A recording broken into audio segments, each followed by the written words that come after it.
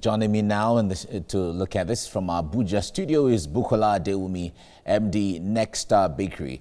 It's nice to have you join me, Bukola. Now, share with us basically what is responsible for the rise in the cost of raw materials for bread. Good morning, viewers. Basically, the high cost of raw materials has contributed to the increase in the price of bread. Not only in the FCT, it's in the whole country. It's just that the states are taking it gradually. And this has really affected the business. It has made us lose a lot of money, and it has even closed up a lot of bakeries, even within the city. Yeah, Bukola, that's what I'm asking. Share with us, what do you think is responsible for the rising cost in the raw materials that you get? Okay, the effect of the COVID-19 has actually contributed to the rise of raw materials, because most of these products are being shipped in from outside the country, and due to the lockdown, it became very difficult for them to bring in these flours, sugars, milk, and what have you. And that is why it's very difficult to maintain the old prices that we used to because of the increase in raw materials. All right, we were speaking with Abdurrahman earlier on, and one of the questions we were asking was the issue of using alternatives to all of these materials or raw materials that are imported into Nigeria, especially the issue of cassava. How about that? It's a very good thing if we got it right from the beginning. I know that then the former administration, they invested a lot into it.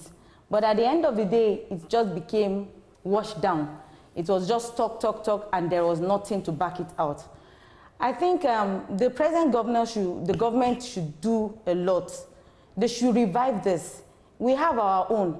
The cassava is there. They should see how it's being processed, make sure it comes out good, that it can be used to produce our own bread, and then we won't have issues. But when the raw materials are not good, even if we have them on ground, we can't use them. That is why you see us running to use the one they bring from other countries. All right, now I wonder what role, because the entire bread industry, if I have to call it that way, is totally a private venture. They're all a collection of private ventures. What role does the government have to play in this when the direction has already been made clear that cassava bread can be used? Why are bakeries and bakery owners like you not taking advantage of that from that? The cassava flour that they had, how good is this? That's the first question. You can't use what is not good and you expect a good result. If it's not usable, nobody will want to use it.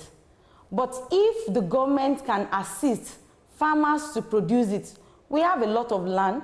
We are even one of the highest producers or cultivators of cassava. The government should please invest in this. It is our own. If it's being grown well and then the manufacturers manufacture it well, that it can be used to produce bread and what have you, then it's very good. Of course, we will definitely use it. But if it's not good, you won't want to invest your money in such that at the end of the day, you won't get it back.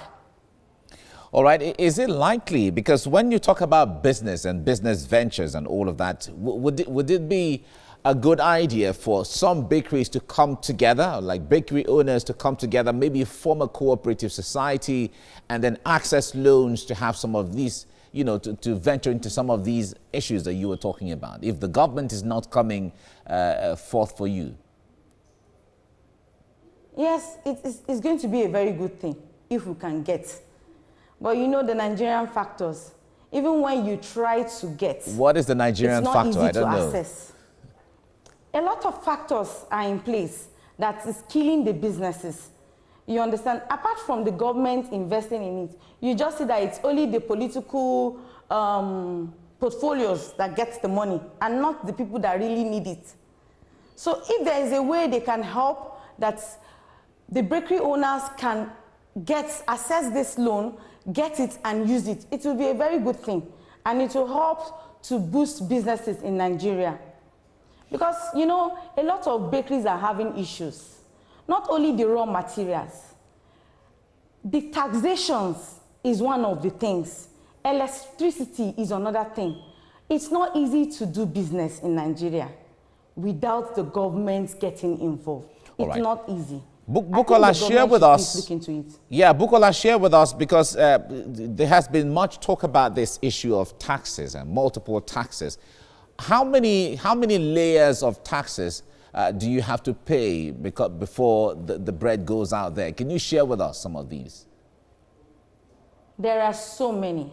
You have different government agencies, like 6 or 5, doing the same thing, collecting the same thing for over one product. It's not easy. The area councils are there collecting, and it's not making business friendly at all. You have to pay to NAFDAC, pay to this, pay to that. It's not easy. I think the government should please look into it. This multiple taxation is not a one-day thing. We've been talking about it. We've been talking, we've been crying, we've been lamenting, but it's like nothing has been done.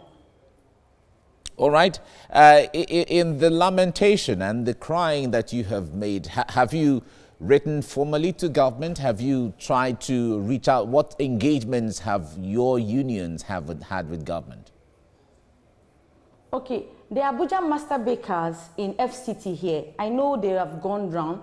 We've been to NAFDAC, they've been to some area councils to talk about this taxation and to see how they can help our members. And we've done all that we could do. But I know there's still room for more, which we're going to do. So we are calling on the government to please look into this factory, look into this industry. It could generate more than what we are seeing.